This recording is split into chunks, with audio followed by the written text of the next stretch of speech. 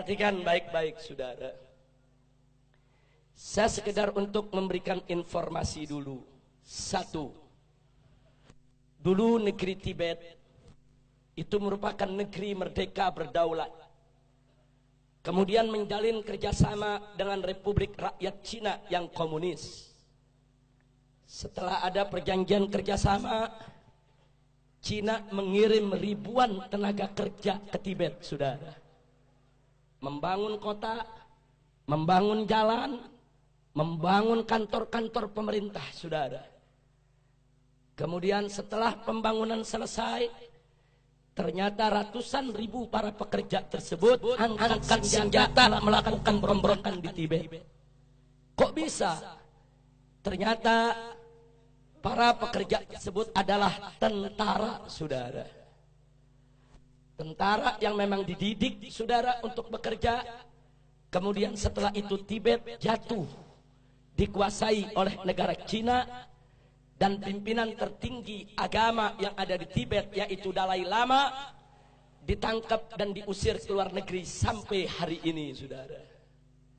Hati-hati, masuknya tenaga kerja Cina ke Indonesia yang jumlahnya saat ini ratusan ribu orang harus diwaspadai. Karena kita sudah lihat bagaimana tegapnya badan mereka, bagaimana perawakan-perawakan mereka. Lebih tepat mirip tentara ketimbang pekerja kasar atau buruh, saudara. Yang kedua, saudara, di tengah Afrika ada satu negeri bernama Angola, dibantu habis-habisan oleh Republik Rakyat Cina, saudara. Setelah diikat dengan utang yang begitu besar, kemudian Cina mulai mengatur Angola. Anda tahu minggu ini apa yang terjadi? Parlemen Angola mengajukan undang-undang untuk ditandatangani oleh presiden yang isinya Islam tidak boleh ada di Angola. Dan seluruh masjid harus ditutup. Alasannya karena berlawanan dan bertentangan dengan adat istiadat Angola, saudara. Ya, hari ini Islam dilarang di Angola, saudara. Bagaimana dahsyatnya pengaruh Cina komunis sampai di Afrika, saudara, dipengaruhi sedemikian rupa.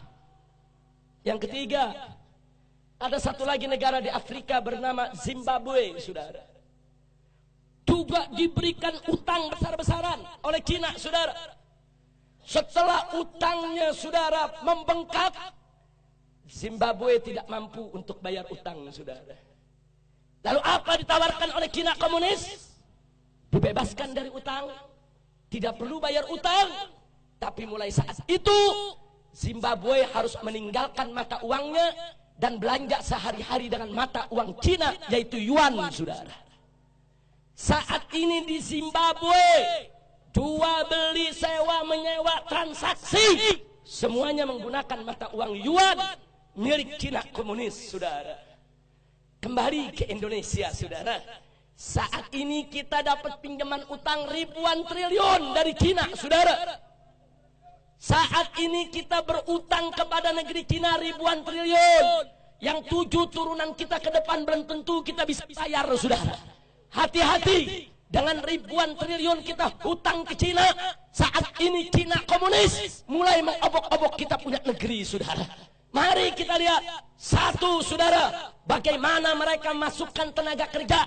Ratusan ribu orang masuk ke Indonesia saat ini. Dan minggu yang lalu, saudara, Presiden Jokowi sudah menyatakan, mengingatkan kepada para pengusaha untuk tidak lagi bertransaksi dengan dolar ataupun rupiah, tapi bertransaksi dengan yuan, mata uang Cina, saudara.